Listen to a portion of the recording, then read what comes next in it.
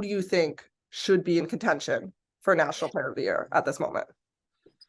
So key phrase there, at this moment, because, I do think we have quite a bit of basketball to play, but I think Aaliyah Boston is still in the conversation. I know her numbers have dipped a bit from where they were, but I think that says more about the depth of South Carolina than it necessarily does about her. And just having to account for her on the floor and how she does every little thing well, she's going to for sure be in the conversation. I think it's hard to win back to back. So, Caitlin Clark, of course, is in the conversation because of what she does. I mean, she's second in the nation in scoring right now. I want to check on that. And then, you look at her assist numbers and her rebounding numbers. I mean, she's sort of in that caliber of player that sort of flirts with triple doubles most of the time. And you just get the sense that without her, Iowa would be in a lot of trouble. And I know their record isn't as great as some of these other teams, but you can see her value.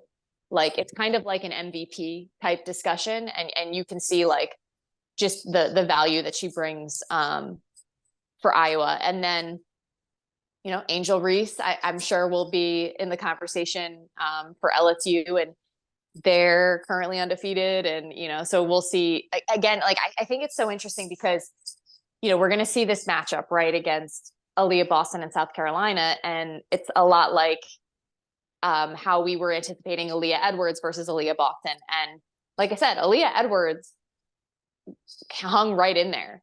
So then, in my opinion, Aaliyah Edwards should also be in the conversation for National Player of the Year. And, I felt like earlier in this season, before AZ got hurt, there was a lot of talk about AZ, and rightfully so. I mean, she was having games where she was scoring 30 or whatever, but Aaliyah Edwards was playing really well too. And you know what? When AZ Fudd left the lineup, Aaliyah Edwards' production did not dip.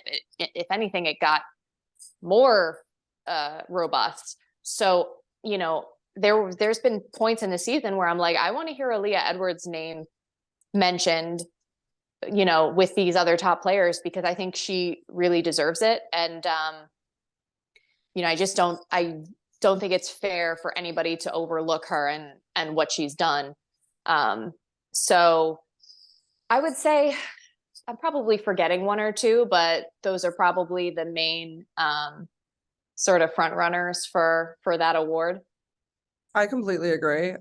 I'd love to hear Aaliyah Edwards in the conversation, but I know I'm watching Aaliyah Edwards probably a lot more than I'm watching many other players, but I completely agree with those picks. I would also love to see Maddie Siegrist in there, but I know that it's kind of tougher for her because they don't play as many non-conference games and such, but I think a lot will be exposed in the coming weeks.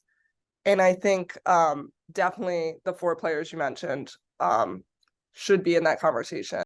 I like how you mentioned Siegrist because, I mean, if I'm talking about Aaliyah Edwards as a candidate, then I have to talk about Maddie Siegrist. Mm-hmm. Because Aaliyah Edwards might not even win Big East Player of the Year because of Maddie Siegrist, mm-hmm. because of her contributions, and she's been leading the nation in scoring for pretty much this entire season. And they've had some impressive wins, and they have a good record, and so I actually agree with you that she should also be in that conversation, especially if we're saying that Aaliyah Edwards deserves to be.